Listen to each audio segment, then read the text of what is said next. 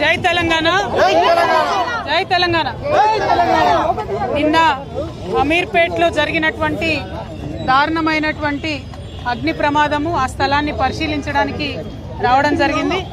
ఇది ఈ బిల్డింగ్ లో ఉన్నటువంటి షాపుల యొక్క యజమానులందరితో కూడా మాట్లాడుతూ ఉన్నాం.